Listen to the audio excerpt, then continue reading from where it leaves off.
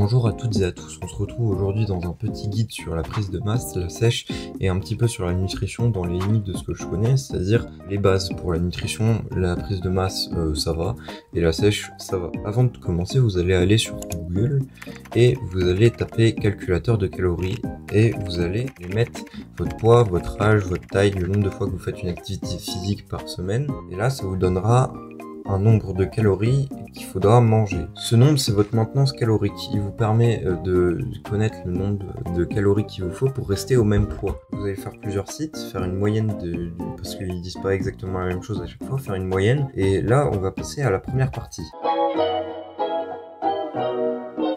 On va commencer par la prise de masse. Si vous êtes un petit peu trop mince et que vous n'avez pas trop de muscles, il faudra commencer par là, en musculation. Il faudra manger plus de calories que vous en dépensez. En gros, vous prenez le chiffre, la maintenance calorique qu'on vous a donné tout à l'heure. Par exemple, je vais faire un exemple.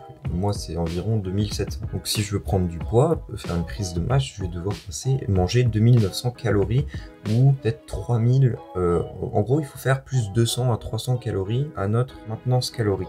Lors d'une prise de masse, il faudra manger environ 1,5 à 2,2 grammes de protéines par kilogramme de poids de corps. Par exemple, moi, je pèse 12 kg maintenant. Si je prends 2 kg par poids de corps, je devrais prendre 144 grammes de protéines par jour. Concernant la prise de muscle, il faudra, comme avec le tableau que je vous ai donné dans la dernière vidéo, faire environ 10 à 12 répétitions avec 6 à 8 séries. Faire en sorte que ce soit difficile, pas que ce soit facile. Fassiez ça, croyant que vous auriez des résultats. Dans tous les cas, ça doit être difficile. Et si, par exemple, les entraînements comme les pompes, tout ça, ça devient trop facile, je ferai bientôt une vidéo en short pour donner des variantes un peu plus compliquées. Il faudra aussi environ, pour la prise de muscle, 1 minute 30 à 2 minutes de repos entre les reps. Et je tiens à préciser que pour la prise de force, c'est pas exactement la même chose parce que il y a prise de force et prise de muscle. Donc la prise de force, il faudra faire des répétitions plus courtes, c'est-à-dire environ 4 à 6, avec un long temps de repos et que ce soit très très intense et environ 4 à 5 séries environ. Donc au poids de corps c'est assez compliqué. Bon, il y a toujours des exercices à avancer, mais pour l'instant prise de force au poids de corps c'est pas l'idéal. Donc petit récapitulatif pour l'entraînement prise de muscle, 1 minute 30 à 2 minutes de repos, 8 à 10 séries avec 10 à 12 répétitions. Pour l'entraînement force, ce sera 3 minutes environ de repos. Faut être plus du tout fatigué quand on reprend la série. Pas trop, sinon les muscles sont plus échauffés. Il faudra faire 4 à 6 répétitions et 4 à 5 séries. Donc on passe à la sèche. Ce qu'on veut faire, c'est dans une sèche, c'est juste perdre du gras et pas du muscle. Donc la priorité, c'est de manger toujours autant de protéines, voire plus, pour maintenir sa masse musculaire. Il faut pas aussi essayer de manger 1000 calories par jour, parce que là vous perdrez non seulement du muscle et c'est pas ce qu'on veut, et en plus vous ne tiendrez pas, du coup vous ferez des excès sur le long terme, c'est-à-dire que vous aurez des crises de boulimie. Plus on se prive de quelque chose, plus on en a envie, plus le corps il va faire des stocks en plus grande quantité.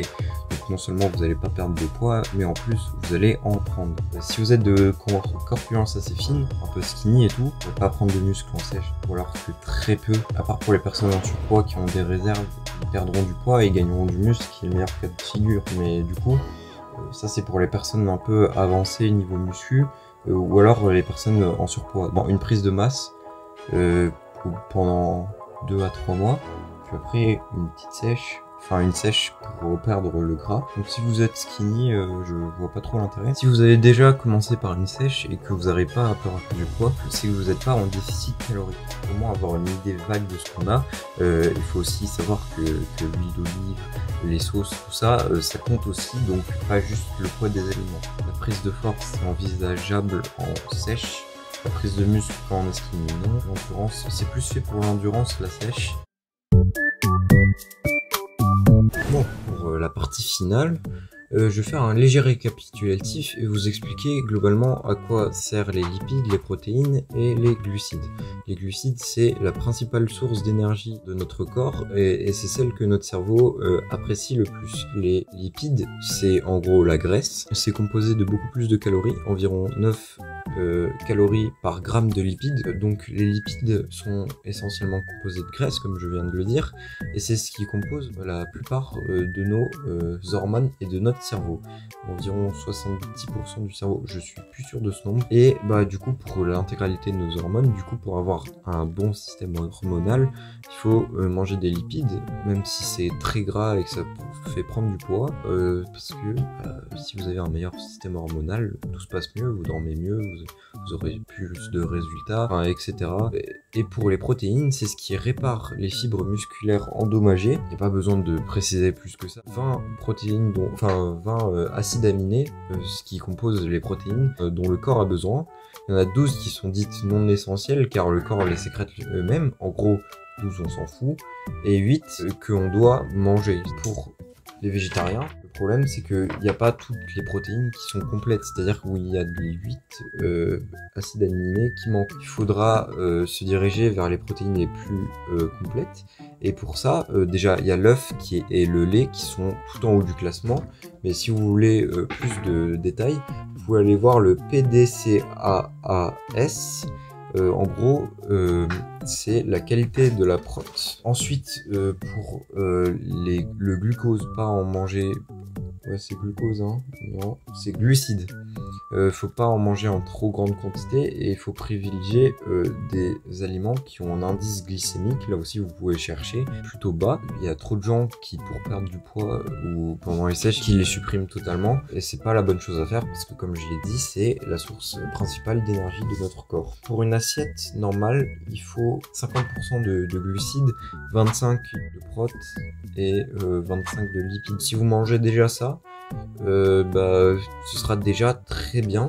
En tout cas, si vous faisiez pas du tout attention à l'alimentation et que vous faites déjà ça, vous verrez progresser dans tous les cas. Si vous voulez progresser encore plus haut et plus vite, vous pouvez regarder des vidéos de spécialistes. Et là, vu que vous avez la flemme de vous embarrasser avec 40 minutes d'explication dont vous en retiendrez même pas 5, vous pouvez rester sur ma chaîne. Ensuite, il y a tout ce qui est micronutriments, mais là, ça a zéro valeur énergétique. De 1, de 2, c'est ce qui permet la croissance de l'organisme, la vitalité, le bien-être, les minéraux. Ensuite, ce qu'il y a dans l'eau, vous pouvez prendre des compléments. Globalement, il y a le cuivre, le sélénium et le fer. Vous pouvez prendre des compléments alimentaires. Pour finir, je n'ai qu'à dire qu'il faut être cohérent dans son alimentation, c'est-à-dire si vous êtes en sèche par exemple, pas faire un truc trop drastique où vous mangez que des trucs hyper healthy, parce que à moins que vous ayez la chance ultime du monde et que vous aimiez absolument tous les ingrédients healthy, il faudra se prévoir des moments plaisir personnels, parce que sinon vous allez faire une crise de boulimie, enfin quelque chose dans le style où en gros vous allez manger tout ce qui vous passe sous la main au bout d'un certain temps parce que vous allez craquer. C'est normal, et d'ailleurs si ça arrive, faut pas s'en vouloir, faut juste recommencer. À part pour l'alimentation, déficit calorique, si vous faites pas de sport, ça servira globalement à rien. Donc je vous conseille quand même d'allier une activité physique. Vous pourrez tout de même perdre du poids en sèche, c'est pas un souci, c'est universel que si on mange moins que ce qu'on dépense, on va perdre du poids.